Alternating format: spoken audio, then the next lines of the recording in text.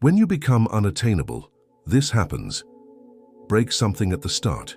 You're taught to be approachable, smile when you don't want to, respond when you shouldn't, and justify yourself when no one asks. You've been conditioned to be conformable, moldable, and predictable, and worst of all, to accept it. But how has accessibility helped you? Did it calm you? Has it empowered you? It has made you an emotional puppet, reacting to every gesture, word, and hint.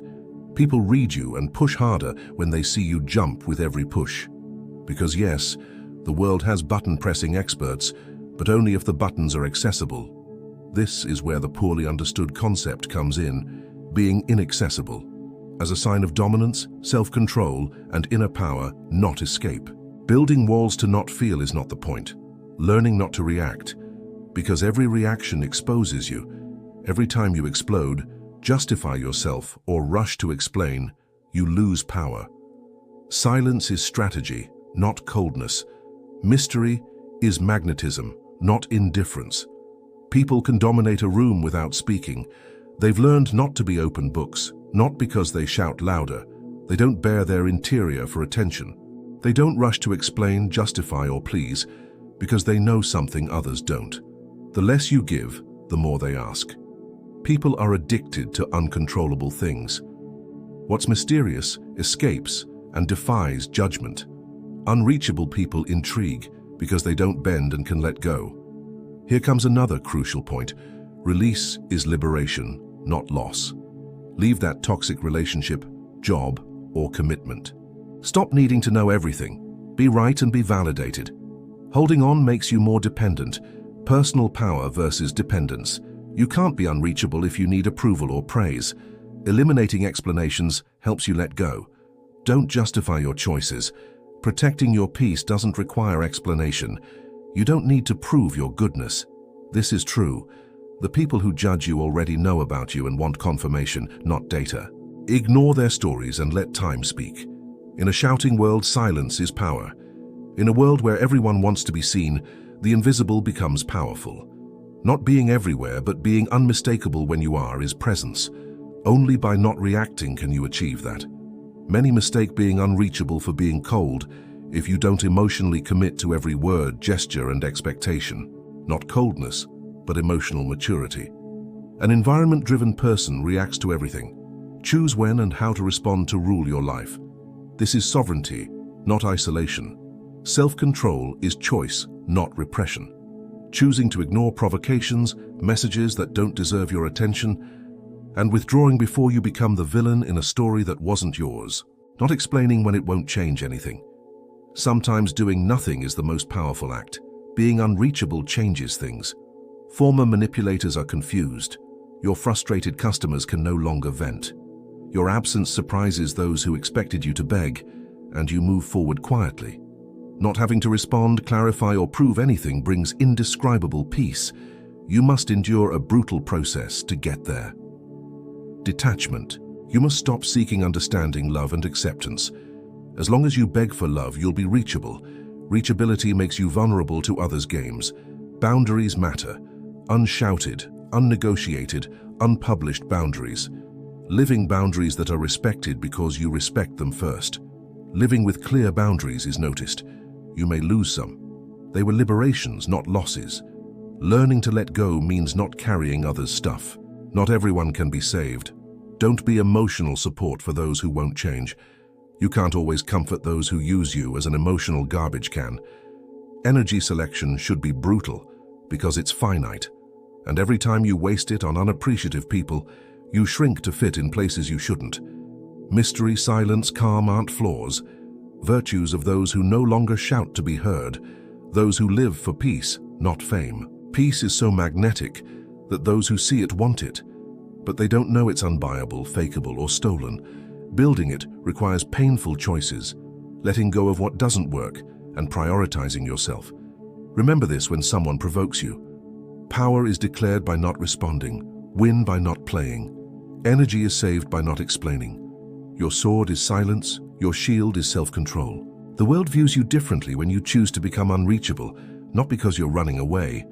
Someone who doesn't sell themselves is worth more. Respect goes to those who don't please. The silent person controls the conversation.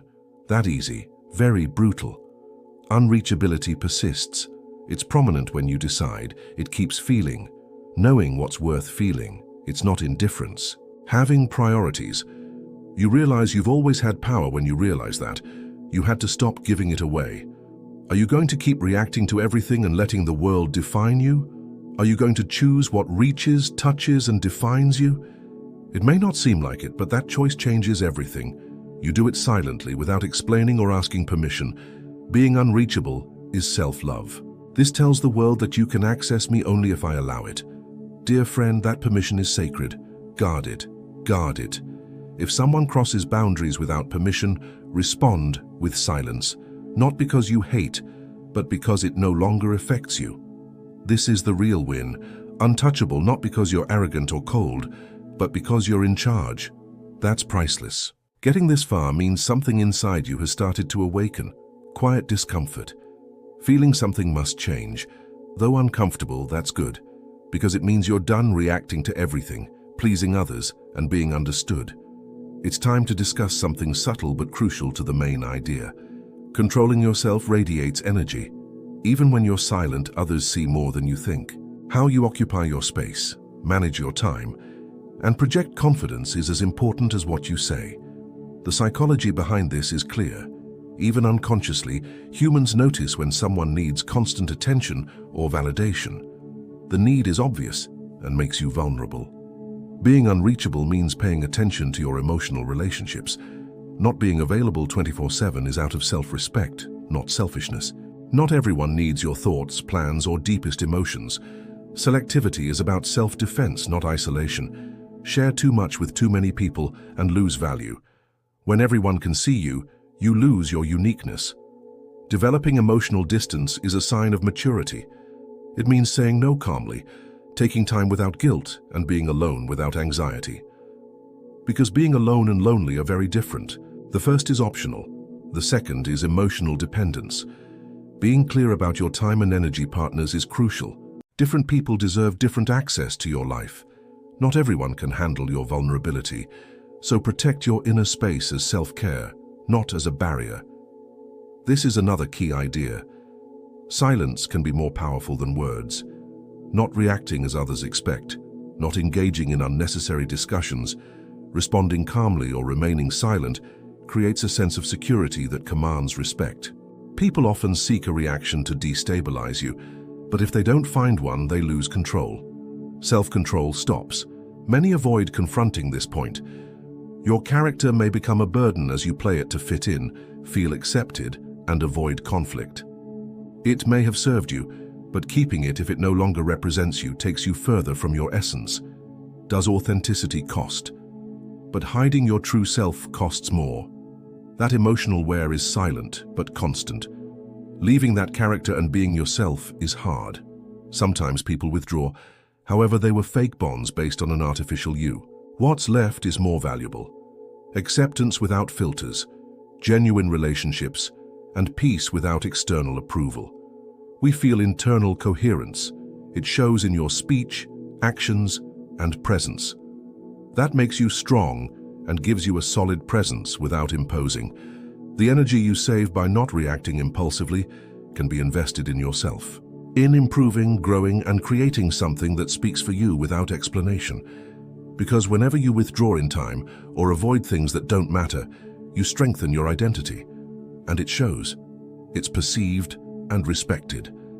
After understanding and feeling it, ask yourself this: what will you give up to become a calm, confident person who doesn't need to react to everything?